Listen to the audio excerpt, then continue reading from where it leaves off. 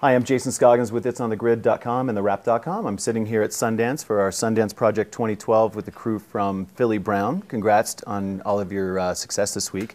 If you guys would go ahead and introduce yourselves and your roles in the movie, that'd be great. I'm Yusuf Delara. I'm the writer, director, and editor. One of the directors. The other director being Michael D. Olmos. Gina Rodriguez. I play Philly Brown. I'm Ben Cuffrint. I was the director of photography. Fantastic.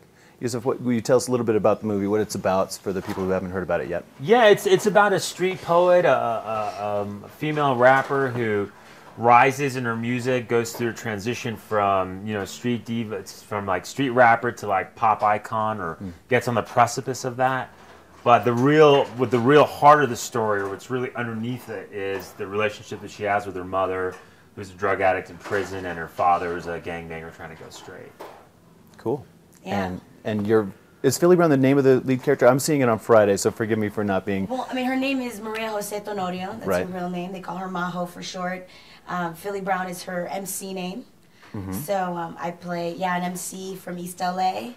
And really, it's a beautiful story because it's like, everybody can relate to it. It just happens to have brown faces all over it. But everybody can relate to it because we all have a dream, and that dream, it does include having a dream for your family and, having an amazing family that you don't have to take care of as a young girl. Right. And so through her music, what would you say? Not like coincidentally, but almost she falls into it. It's not like something that she's pursuing hardcore. She's pursuing her family. She takes care of her little sister. She takes care of her single dad, and she ideally wants her mother to be a part of that life. Yeah, she doesn't want to be a mom anymore. Right? I think she dreams of the music, but it's not like a reality. It's not for a reality. Her. Yeah, yes. so it does, and the movie sort of tracks that from becoming a dream to a reality. Exactly. And what happens in that process, and what she has to give up for her family and for her art. Yeah. And then the realization at the very end is that when it all comes together, family, art, music, that's when she can have a chance of success, or feel that she can sort of move on. Yeah, I mean, I think like anything in life, I think what a great story, a great theme through the movie is that like anything you do in life, you want to do it with integrity and respect and honor and, without lies and deception. And, that's kind of the industry that we're in, right? You know? A lot lies of that. and deception? Yeah, a little bit, right? Because I've been lying to you this whole time, Don. I can't even really lie. I can't really act. believe in it. Okay, so... Well, I think you're right. I mean, the thing that takes you the furthest is that integrity. And if Yeah. you can bring that to everything you do on screen as well as behind the camera, I mean, it really is beneficial. So since we're talking about that, there's a little bit of art imitating life thing going on. Definitely. As your movies sort of exploded this week. You in particular have been named the It Girl of Sundance, which has got to be, Baby! No, that's really crazy and wild. I think everybody's the It Girl. I think that to like single out one person is hysterical because all these actresses out here and actors are so Sure. phenomenal, and and I feel so honored to be a part of such an elite group of artists, including being with these two awesome dudes that are so I so feel talented. like an It Girl. He is the It Girl. He's much prettier than I am. Yeah. So give a sparkle in your My eye. wife tells me I'm a 13-year-old, Latino. 13-year-old girl. Yeah, because I Fantastic. cry a lot. yeah, same here. So Why don't we rewind for a second and talk about how the project came together? So you're the screenwriter, so obviously it sort of started with you, but what was that process like and pulling it together and becoming the director of it as well? Yeah, it all started really, I have to give a little kudos to my brother, Amir Delar, who's one of our producers. I was like the main business mind that sort of put all the financing together on it. And he sort of came at me after we did our first film, ESL. He came at me with like, let's do something youth-driven, let's do something that you really feel connected to, that really is for the youth Latino market. And I had the idea of a slam poet, of someone that used words, someone who had a problem with their own personal integrity.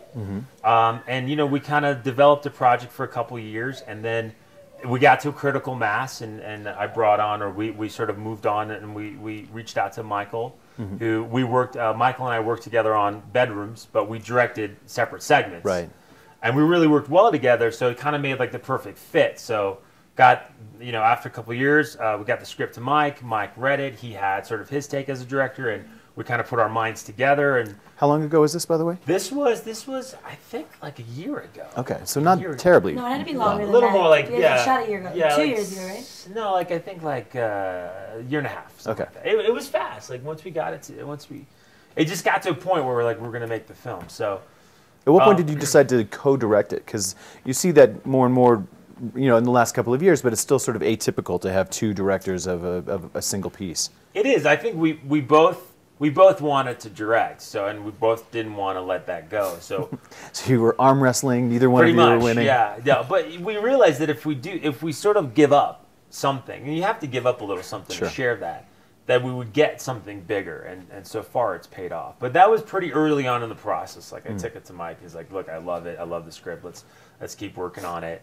But then, and it just made sense. Like we didn't get into a deep conversation about it or anything like that. It's just like, this is what we're going to do. That's what you're doing, right? They also work really well together. They're both very, very brilliant directors that have very different backgrounds in the arts. So they bring something different and solid and very fierce and strong.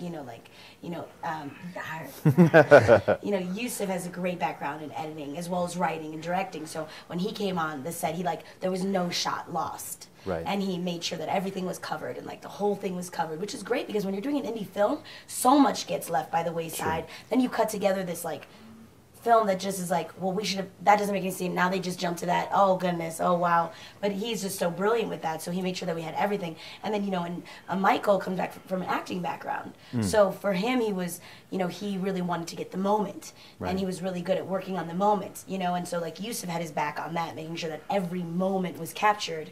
And Michael was worried about every moment happening. So my new agent is Gina Rodriguez. Yeah, exactly. No, it's great. No, seriously. I've worked with a lot of directors. Will you rep me? I've been really, I will. Yeah. I am definitely a 15% kind of gal, but whatever. You're worth it. Yeah. Thank you. Hey. No, but it was very interesting because I was terrified as an actress to work with two different directors because I was they're both different men. They have different visions, but that was what's so beautiful about it is that they were able to get something different from me on each take. And they really exercised me as an actor. So it was being, and not to mention all the actors they put around me, Edward and Lou and Emilio Rivera and JJ Soria. So it was a masterclass watching them act and having these two juicing me and just really pumping out as much as they can for me and giving me confidence and giving me, support and a safe haven to do that in. Was means the world as an actress. It's absolutely. Just you knew if you just fell, you knew somebody was going to catch you. Right. Two heads are. Exactly. I was going to say two heads are better than one. Yeah. In this situation, it was almost like one voice, though. I know I've worked with Yusuf from the very beginning in ESL and did bedrooms with he and Michael, and I have to say. That's a lot of questions I get. Is, well, how is it working with two directors? I said it could potentially be a real problem, but not in this case. It was definitely a unified voice, and I typically operate the camera, but in this case, since we had two cameras, I was trying to be with these guys more by the monitor and kind of make sure I was getting into a collective headspace and not feel. And we were moving and grooving. It was a breakneck pace, but I have to say the fluidity of it all was pretty focused, and it was great, and they kind of channeled together. I really found that to be. We whispered a lot together. Not to mention, let's definitely not overlook how brilliant this man is, and how he brings so much innovative ways to shooting. He would be like, well, I know what I'm going to do. And he'd climb a ladder and he'd hang from one leg. And he would have this camera. And you're like, Ben, you're going to die. But the shot was stunning. Yeah. He's ruthless super innovative. Yeah, he's super ruthless. Putting lights in people's yards without permits. Yeah. At midnight. I don't know if you're allowed to say that on camera. We can't. Yeah, they're coming after you. It's over. They can't get us. They can't get us. I'm always about shoot first, ask questions later. Yeah, I think that's a good policy. Well, it's like Puerto Ricans. You run and then you ask why we ran. Exactly. Just make sure you're out of the situation. Yeah, but this guy is out of control, and so I want to be in front of your camera always. Well, it's a pleasure every time. How many days were you guys shooting? You were talking about the breakneck pace. We shot 25 days, and then we did an insert day, which I had to fight and scream for. But we used every single insert. Absolutely. Wait, is it the Chino? When we went to Chino to shoot? No, we were in the house. Remember the insert day in the house? Crazy insert day in the house where everyone was all tense. Nobody wanted to do it. I wanted to do it. I did. You were great. On the producing side. Yeah. It was inserts. Who needs inserts? I was you got your movie. Yeah. But yeah, so it was 26 days. Wow. And so as you were coming into Sundance, had you completed the film, or often you hear about rough cuts getting sent in, or how far along were you in that by that point? We had a locked cut. I think we submitted the color. I think about 80% of the film was color graded, and we had, I think, a good temp mix on it. That was a submission. Right. And once we got in, you know, it was pretty much complete. You Right. know. Every detail was completely put in. Music, Sure. everything. That's great.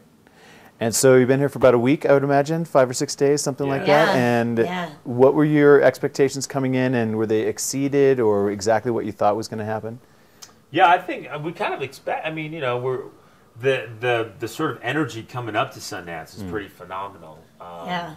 Just the press and everyone that really took to The Gina love. Yeah. and John Cooper was a big fan of the film and really We love you, John. he really Sundance was really great in framing the festival. John and Trevor and Shari. Sure. I mean, we Yeah. just had these powerhouse of people that supported our film, and you know, I definitely was my first my first lead in a feature, and then my first time at Sundance. So I was on cloud nine, of course, and very, very excited to be a part of this, and very privileged. But I didn't know that, like, literally I wasn't going to eat for the first 4 days. And literally I wasn't going to sleep. And, you know, literally I was going to go from one interview to the next to the next. And I didn't realize how much I enjoy doing that. And, like, you know, so it definitely exceeded my wildest imaginations, and they were pretty wild, and they were pretty, you know, high up there. So Sundance pretty much gave me... I mean, I keep saying this, but it's cliche. It was a dream come true, and it's. I've been living in a dream. It really has been. I mean, for Congrats, independent that's great. filmmakers, it's just sort of an opportunity to get noticed, an opportunity to just sort of like your work. Finally, people are looking at your work critically. Right.